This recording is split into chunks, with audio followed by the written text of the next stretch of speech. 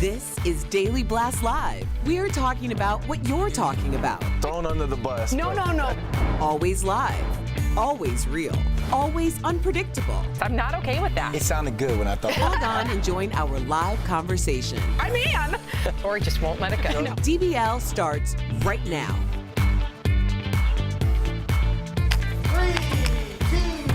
Welcome to Daily Blast Live. It's Tuesday, April 30th. We are live, and we're talking about what you're talking about right now. I'm here with Stephanie, Tori, Brandon, and I am Sam. Let's get started. The families involved in the deadly synagogue shooting near San Diego are speaking out right now. Hundreds of people showed up to mourn and remember 60-year-old Lori Gilbert Kay at her funeral last night. Kay was killed on Saturday when a gunman opened fire inside the synagogue. Here's what her daughter, 22-year-old Hannah Kay, said about her mother. I know my mother has already forgiven this man who shot her, not only because she had a profound and motherly capability to forgive me and our history together, but because her mission, how she lived her life, and her decision to preserve the life of the leader of the community, the children, all of us, automatically banishes the hatred that tried to take her light. Wow. We are also hearing from the family of the 19-year-old, who we are not going to name, the man who has been charged in this case. They released a statement that said, in part, quote, "Our son's actions were informed by people we do not know and ideas we do not hold." They go on to say how our son was attracted to such darkness is a terrifying mystery to us, though we are confident that law enforcement will uncover many details of the path that he took to this evil and despicable act. So this had us asking, in DBL Nation, we want to hear from you. We want you to contemplate it with us. Do you think that your child or your grandchild could be radicalized without your knowledge? Is that possible? We were speaking about it earlier today. The room was divided. Is that possible, Tori? I think it's a great discussion point because we're seeing more episodes that it seems like it's possible, whereas you would think it's absolutely not possible. In my head, when I'm a parent, I feel like I'm going to know everything, and maybe that's silly. But these parents, the Sri Lankan bombing, one of those was like a millionaire son who was perfectly westernized and actually very, very proud to have been westernized, blew himself up. So we never really know, and the father says, I know nothing about it. Yeah, because so it is possible. And Sam, you're a parent, but we all know at a certain age, you lose influence over your kid. The environment, their friends now take over in terms of how that kid shapes their ideology and that sort of thing. So you could be that mother that works 2 jobs. You're not home as much. You could be that father that works a lot and you're not home. And this mother had 5 kids. And this mother had 5 kids. So it is hard to kind of lose sense of what your kid's reality is every day. But when you're radicalized that fast, you don't think you'd see a change? I think it's very easy for us to sit there here and say all of this, but I think the world is a very different place now. The minute your child leaves home, I don't think you have anywhere near as much, I don't want to use the word control, but knowledge over what they're doing. The internet is a very dark and crazy place. We see young children getting taken into games that lead them to commit suicide that are like 6 and 7.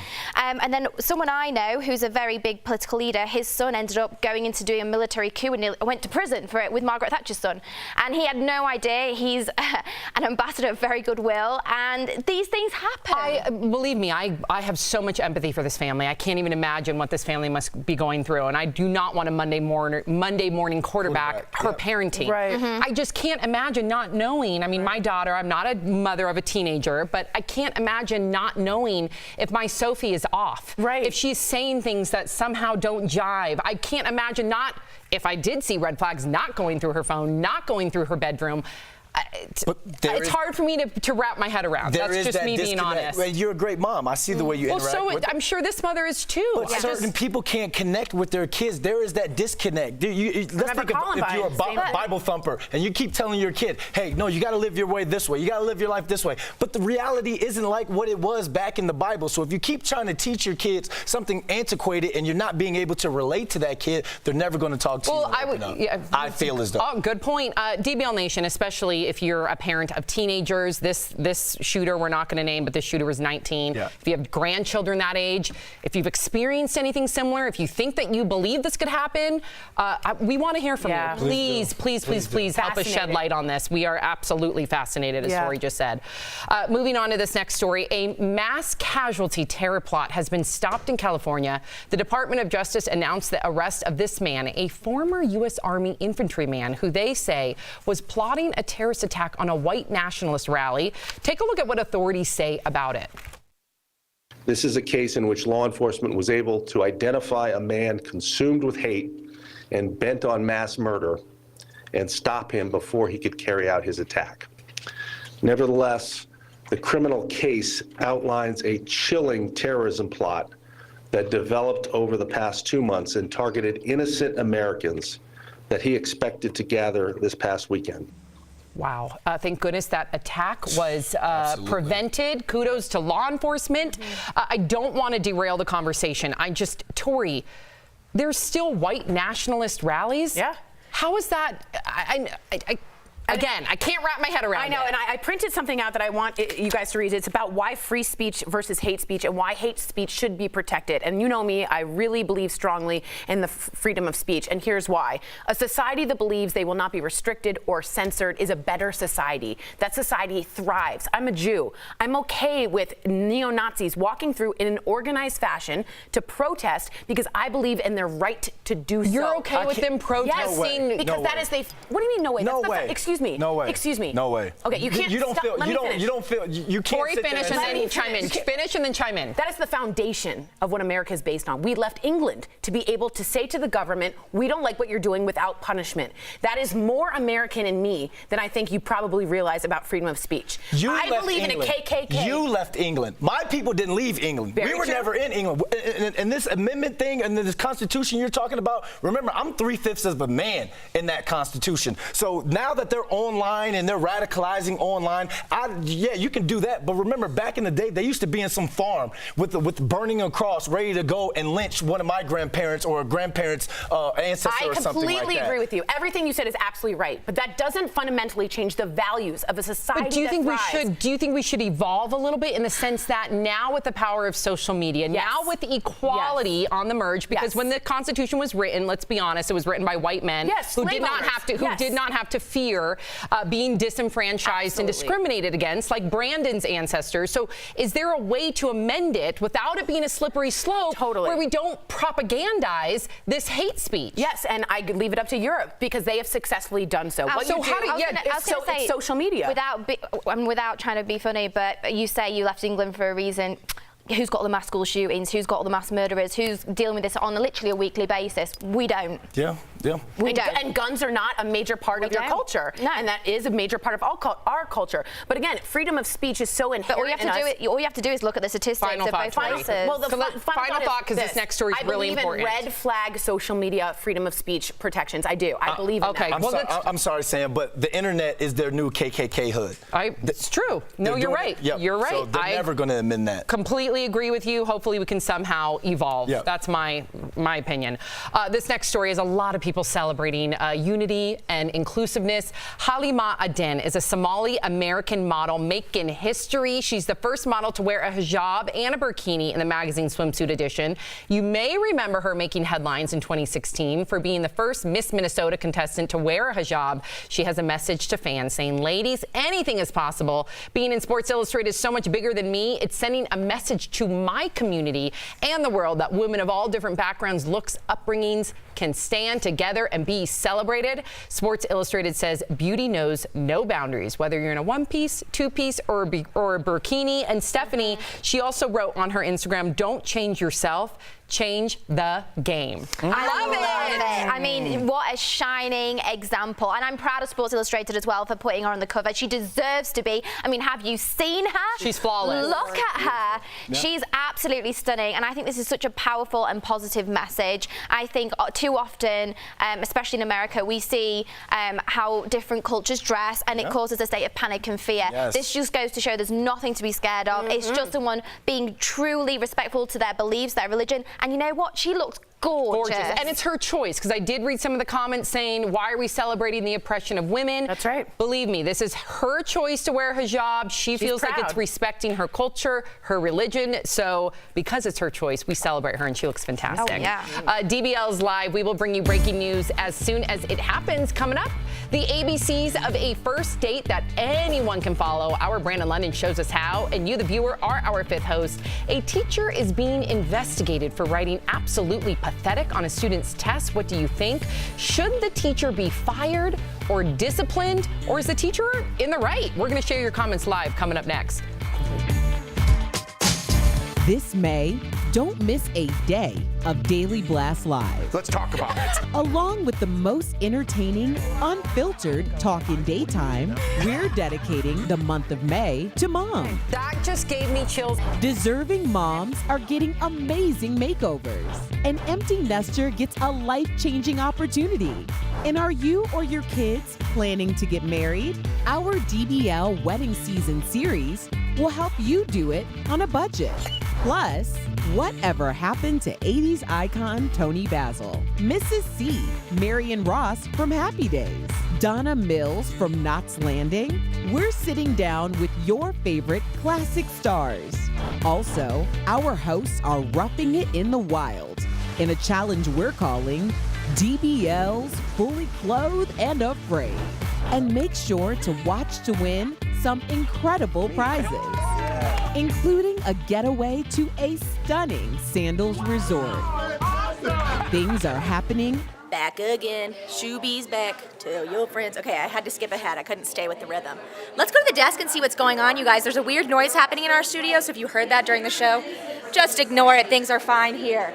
Let's go to the table and see what's going on. Hey, guys. Well, we're talking about this, but Let's we're chat still more about talking it. about the amendment. I just Yeah. said to Tori, when they made the amendment, freedom of speech, the only person, even though it says freedom of speech for everybody, the only person that was able to benefit from that were white men. Because at that time, everybody else was silenced. Everybody else was oppressed, from women to people of color to Native American, everybody. But So- even though that was based on a fallacy, which I agree with, that doesn't mean the values inherent in that freedom is what I think America should be based on. I agree with you. It was based on people that were absolutely hypocritical in the worst sense of the word. hypocritical, they were writing amendments to ensure their voice is the loudest. Completely, but they also, and that is a fallacy. And that's still However, today. that freedom, I think, still has virtue. I just can't believe that white nationalists, which is the same thing as a neo-Nazi KKK member, they're just calling themselves fancier names, alt-right, white nationalists, let's wear a suit. So what speech should be protected? Only speech that you like? That's the problem. But it's not about what I like, it's I don't want any hate speech. I wouldn't tolerate me saying,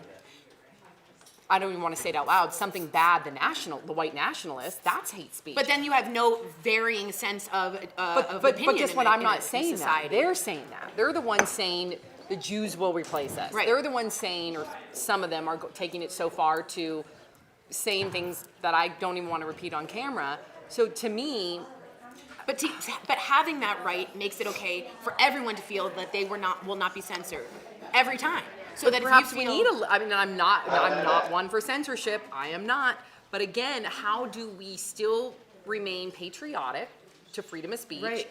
while evolving in the sense with it's the technology. social media? You said it. It's called red flag laws, and they're being created right now. And I Good. believe in this. Good. It's restrictions specifically on social Because media. you can easily radicalize someone on social media. That's Exactly. what ISIS does. Exactly. That's how ISIS Yeah. recruits Exactly. their members. And remember, I'm the sure First white Amendment nationalists do too. is only against the government doing anything. Twitter can do whatever it wants. It's a private company. So I do believe in restrictions on social media for sure.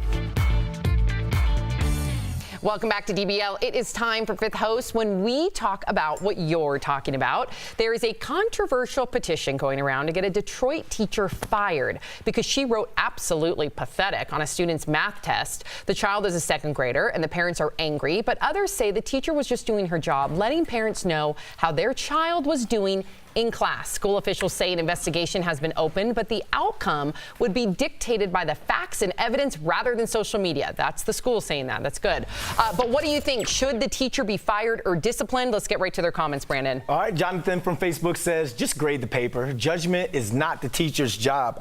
You know what? This was a message to the parent, because it wasn't just absolutely pathetic. She said absolutely pathetic. He answered 13 in 3 minutes. Sad. It was a message to the parents to maybe talk to the kid, be more involved, make sure he's learning his ABCs, 1, 2, 3s, you know me's. And I do think a teacher should have some judgment in a classroom, actually. John from Facebook says, I had adversity too while growing up. It makes you a better person. This could be a good opportunity to teach people how to react to adverse situations instead of learning how to better complain. I went to a school where my mascot was the grasshopper, so we didn't have a lot of harshness. I immediately was like, oh God, too much, too much. The more I think about it, the more I think perhaps the judgment was a little harsh and maybe a conversation just with the parents would have sufficed. But I think this is really an okay thing. Alicia from Facebook says, if that student has been with that teacher since fall, this level of performance says to me that it's the teacher who is pathetic. Well, Alicia, I think there's nothing wrong with constructive criticism. That's how we all grow and learn. We all need it in life. I think the language used was inappropriate, personally. I think calling a child of that age pathetic, that for me personally, if that had been me, that would have sat with me for a long time. I think it would have been much better for them to bring in the parent, have a conversation, write on it saying disappointed in the score or a sad face or something, but I think that using the word pathetic at such a vulnerable age is a bit harsh. What I do have a problem with is this quick mob mentality to fire a teacher. That's crazy. Come on, you guys, check yourself. Could she have used better language? Probably, but at the same time, I agree with the commenter. Is it John who says, use this as opportunity to realize that, you know what, you are going to have to face a lot of adversity as a kid.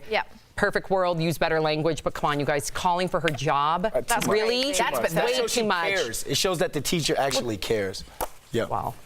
Come on. Yeah, she cares. But it sent the message to the parent. If we're gonna sit here and really critique it, yes, she could have used better language. But at the end of the day, don't we have more things to be fed up about? Absolutely. I mean, Flint still doesn't have water, you guys. Come on, clean water. This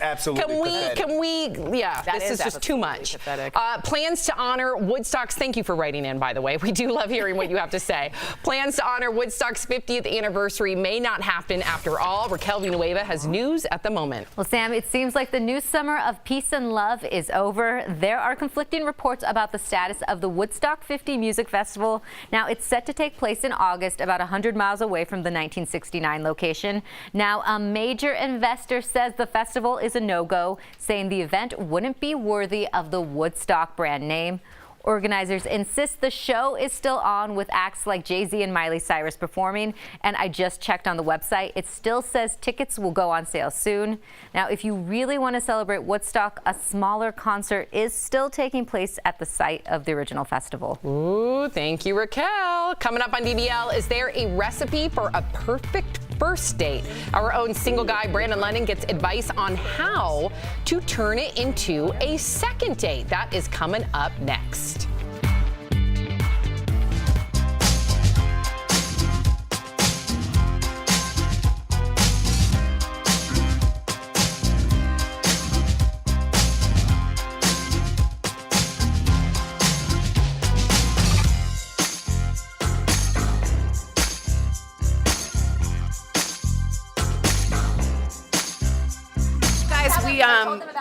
Okay, so we were on air and you could hear this like scratching. It turns out it was the Cinco de Mayo dancers. How do you say dance in Spanish, Kelly? Bailámo? Anywho, I think that's exactly what you do. How do you say it, dancing in Spanish? Bailámo. Bailámo? Bailando. Bailando? Bailando. Bailando. Bailando. Yeah, there you go. She is Bolivian, so I'm learning very much from her. This cutie patchouli. And there's also little horses over there for the mini derby. Little so I'm gonna go Sebastian? investigate. Wait, like for real little horses? Like little Sebastian horses. I gotta go! No, I'm kidding. I'll go report back. Okay. Wait, why did she not lead with little horses? That's way more interesting. By the way, I want to say good morning to Cheryl and Asen Lipska and Stephen George. What's going on? Naomi, Carlos Fryer, Raji Noah Wilkes, and BH Brady. You guys are writing in. I feel, this is Naomi, I feel we don't need to update the Freedom of Speech Amendment. News about mass shootings are not go down. What worked 200 years ago is outdated now to the point of not controlling social media hate talk. And again, a big thing people don't remember is that the First Amendment only prohibits the government from censoring you. Twitter can do anything it wants legally. So just know the First Amendment, again, it's only the government stopping you. Twitter, Facebook, they can have any rules. They're a private company. All right, thanks, guys.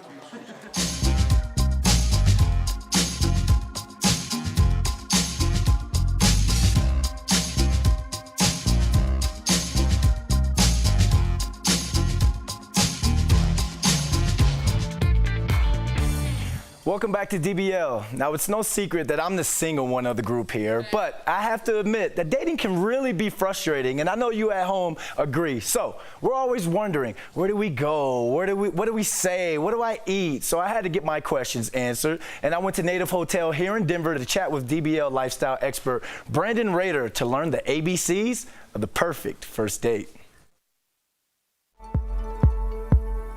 All right, Brandon, I don't have a problem getting dates, but myself and DBL Nation, we have a problem with taking that first dates to relationships. So I hear you have some tips for us. So I have 3 tips for the perfect first date ambiance. Our first tip is appetizers. Appetizers? Yes. Okay. You want small plates because 1, people might be coming from work, going to their first date, and no one wants a hangry date. Secondly, if it's a first date, you don't know if you want to commit to a full meal. Well, I think that's my problem then, because when I go out, I want to eat. So if I'm going to do the appetizer thing, should I eat before I go on the actual date? Yeah, absolutely. So then our second one is going to be body language.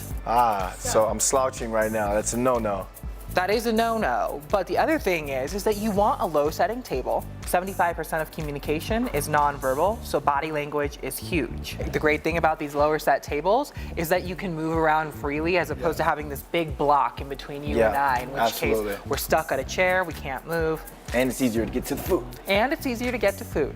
So then that brings us to our third tip, which is going to be communication. You want an environment that is filled with voices, not loud music. But ideally, you want to be in those lounge-style atmospheres where people are chatting around you so that you feel like you're in a safe space, you can open up, be vulnerable. So are you ready to try these tips out? I'm ready and I'm willing. Perfect. I want to hear feedback. All right. Cheers.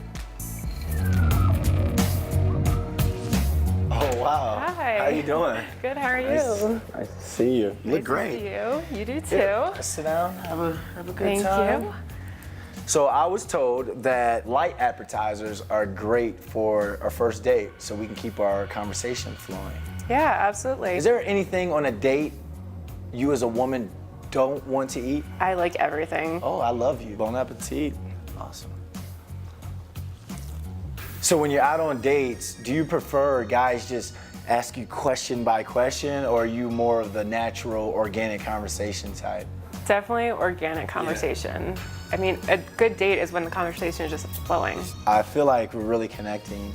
Yeah, Communication for sure. there. I really love the ambience here. I feel like I'm too far away from you. Do you mind if I Come sit down. Oh, sure. Cheers. Cheers. You said I love you on the first date? I mean, I know you were said she eats a lot. I love that. But I love that. That was the one thing that was the hardest for me, was just eating the appetizers. I'm an eater. Yeah, and I love like women who really show themselves. So if you want to eat a lot, you want to have a good time, I absolutely love that. And then the one part that I loved was the communication, the organic communication, because I hate when I feel like it's like a job application. What's your biggest turnoff? Biggest. 1 million questions right after. So what do you like? What's your sign? What's your favorite color? How many brothers? What about you? What's your biggest turnoff? Oh gosh, someone who just doesn't stop talking. Yeah. They don't. It's a line between listening, talking, asking questions. Absolutely. You know, mutual conversation. My not biggest just turnoff one is way. when a guy says, I don't feel like I'm close enough, let me come closer. I'm just kidding. Maybe she needs to get to ABCs next. Yeah, No, she's married. She's Never mind. married. She's good. We'll be right back. Hey DBL Nation, we are starting the 10-day doable challenge and we want you to join. Here are the rules. We have 4 points you're gonna track every single day. No sugar. So we're not saying no carbs, we're saying any added sugars, any sugars that are put into ingredients that shouldn't be there. Those are the sugars we're looking for. Those are out. No alcohol. Alcohol is really not good for our liver, for our system, for our sleep, for our stress. So just by taking it out for 10 days, they will notice a difference. Work out at least 15 minutes every single day. Ideally, not just running or not just walking, but strength training at home or in the gym for at least 15 minutes to help improve muscle mass. And make sure you get enough protein. I want you guys to hit at least 100 grams of protein a day. And if you're a bigger guy, I want you to hit 125 grams of protein a day. This is only 10 days. You can do anything for 10 days. Don't disappoint me. You got this.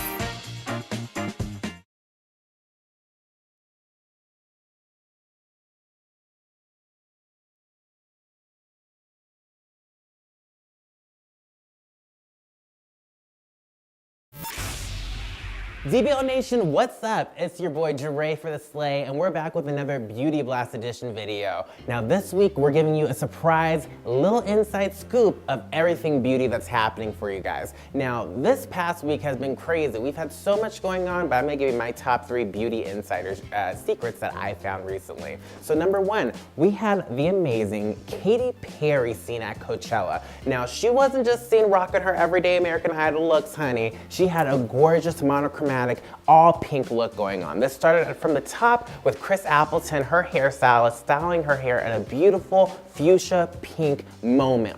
This is a beautiful body wave. Now the fuchsia pink tone though is just enough to give her some more of those cool and warm vibrancies all the way through her hair. This made for a great gradation when you see her on the red carpet, and she just looked amazing. Now down to the makeup, her makeup artist Michael Anthony used ColourPop Ooh La La eyeshadow palette, and this is seen in that gorgeous cat smoky eye that he created for her. This is a great way to shape out her eye without using eyeliner, and it made sure that you could really see those pink tones living off of her skin. It was an absolute gorgeous moment. Now another star that we've had our eye on lately is the gorgeous Queen Rihanna, y'all. Give it up for Queen Rihanna because she is just looking amazing. Now we saw her on Harper's Bazaar's cover for their 2019 Beauty Edition, in which she is sporting a gorgeous rainbow avant-garde look. This look is just to die for. You just have to take a look at it just to see all these vibrant colors and how they're playing off of her skin as well. Now, Fenty Beauty posted this picture on their Instagram, and we got a clue that there is possibly a new item that was used in the shoot that will be featured. Now, Rihanna is famous for this, for dropping brand new products up to 1 year in advance. So we might not even know what this is until next year, but I'll tell you what, your boy Jeray for the Slay is super excited. So you guys, thanks for coming in and viewing another amazing episode of Beauty Blast. Let me know what you want to see for next week. I'll talk to you soon.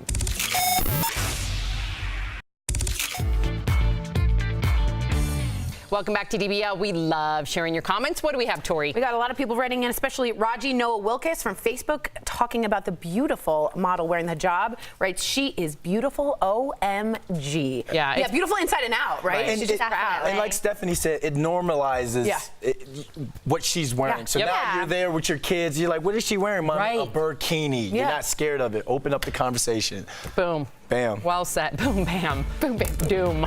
Boom. Okay, we'll see you tomorrow. Bye, guys. See ya.